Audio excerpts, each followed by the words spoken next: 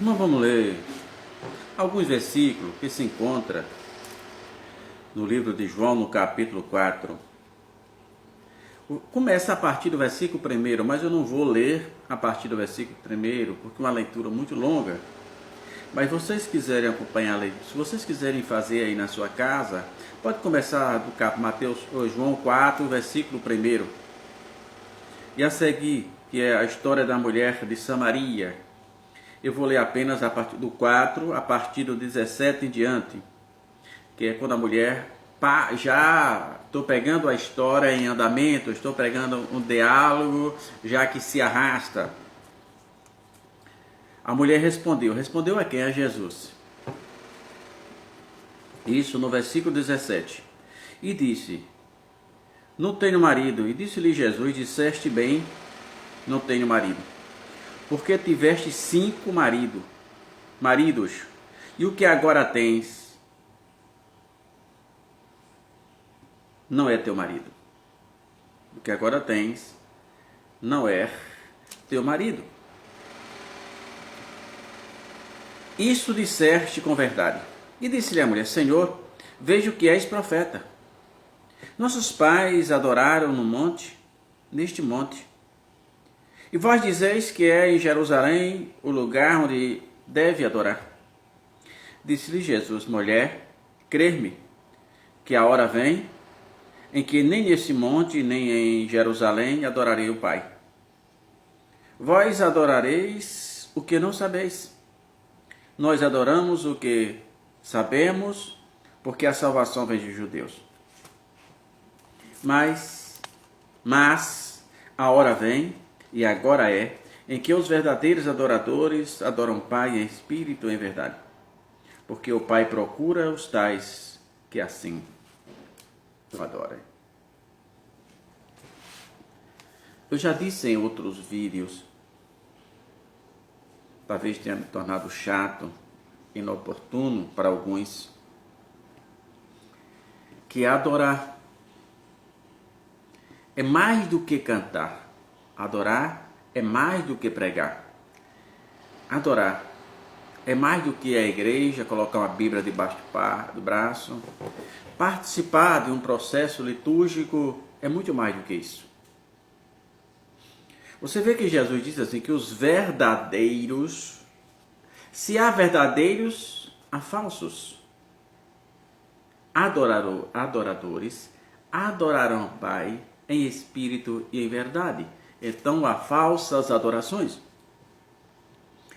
Porque adorar não é o ato simplesmente de cantar, pregar. Não. Adorar é um estado. É um estado de espírito que o indivíduo se encontra. O indivíduo mergulha em uma dimensão, se despoja de si mesmo, das coisas que os cercam, dos problemas, das vaidades. Naquele momento ele se despoja de tudo isso e começa a haver uma relação entre ele e o seu Criador. Há um estado de espírito e que ele não quer nem saber quem são as pessoas que estão ao seu lado. Então Jesus disse àquela mulher, por causa daquela briga dos samaritanos, para quem não, poucos sabem, eram formados por 10 tribos de Israel, aquelas tribos que se misturaram por a consequência do pecado de Salomão, que morreu desviado. Consequência do pecado de Salomão, houve a divisão de Israel que deu origem aos samaritanos, eram 10 tribos, que formou o reino do norte e o reino do sul. Então os samaritanos, com medo das tribos reunidas e até Jerusalém ficar por lá, criaram a ideia de que poderiam adorar ali no monte, enquanto os de Jerusalém da mesma forma. Então ficou o reino do norte e o reino do sul. Então os samaritanos diziam que tinha que adorar no monte, lá em Samaria, e os judeus diziam que tinha que adorar no templo em Salomão. E Jesus desfaz esse contexto. Jesus acaba com esses requisitos. Jesus disse que o lugar não é importante. Foi que Jesus disse para ela. Jesus disse que nem Jerusalém, nem Samaria, isso importava. Jesus disse que os verdadeiros adoradores adorariam o Pai em espírito e em verdade. Isso é, não é o lugar que interfere na vida do adorador. Um adorador faz como Daniel. No palácio, adorava a Deus, recebendo calúnias, críticas, forçado por lei para adorar, Daniel continua adorando a Deus. Daniel foi para a cova dos leões, adorando a Deus. Então o lugar não vai interferir. O verdadeiro adorador, ele é uma bênção. Lembra de José? Na casa de Potifar, José foi uma bênção. Lá no cárcere, José foi uma bênção. Por que José foi uma bênção? Porque o cárcere não era o divisor de água. Não. O que estava ali era um adorador. O espaço, o tempo, a geografia, seja geografia física ou astrônoma, seja lá qual for a geografia, não vai interferir na vida daqueles que adoram o Senhor. Por isso que Jesus disse que os verdadeiros adoradores adorariam o Pai em espírito e em verdade. Nós devemos, irmão, nos preocupar muito mais com aquele que está nos olhando, nos observando todos os dias. Fazer uma autoavaliação, como anda a nossa vida espiritual. Como estamos nos desprendendo de nós mesmos para que o Espírito do Senhor encontre lugar em nossas vidas. Os verdadeiros adoradores adorarão o Pai em espírito e em verdade. Não se preocupa com nada. Não quer nem saber quem são as pessoas, porque o compromisso dele é com o Senhor e Salvador Jesus Cristo. É por isso que eu tenho medo quando eu vejo um pregador subir no púlpito e dizer: eu estou cheio do Espírito Santo de Deus. É a prova cabal de que ele não está. Quando o Espírito Santo de Deus se apossa de alguém, ele se despoja das suas vaidades. Ele desce do pedestal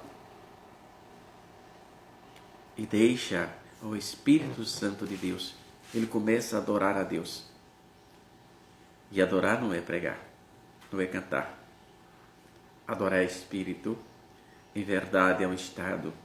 Quantas vezes você olha numa igreja, está alguém conversando para um lado, outros conversando para o outro, mas lá no fundo você encontra alguém com as mãos para cima, de olhos fechados. Ele se desprende, parece que ele está sozinho. E está, porque as outras pessoas não estão preocupadas em adorar ao Senhor e Salvador Jesus Cristo. Uma coisa que às vezes eu admiro, às vezes em algumas igrejas, inclusive a Universal, é que os seus líderes podem cometer seus deslizes, também não tem ninguém perfeito, podem. Mas quando eu olho para aquela multidão que na maioria das vezes está todo mundo de olhos fechados e mão erguida para o céu, não há como contestar, ali é adoração. Adorar ao Senhor. Então Jesus disse, aquela mulher indaga: Senhor, aonde devemos adorar? Ela nasceu uma dúvida no seu coração, porque o samaritano diz que é aqui. No entanto, o judeu diz que é lá. Onde é que devemos adorar?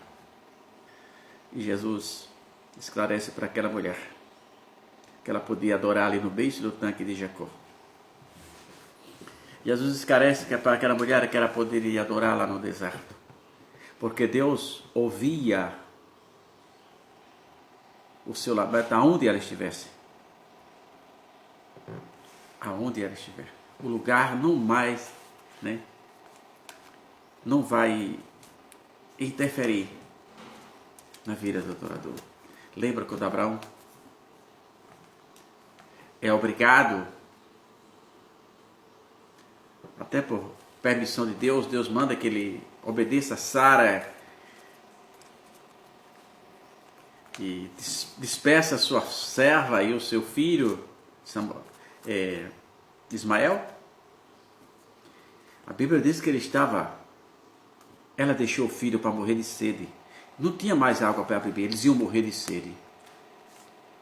Estava lá no deserto, no meio do nada. E quando o Espírito Santo fala com ela, diz assim que Deus ouviu o choro do menino. Lá naquele deserto, Ismael chorando,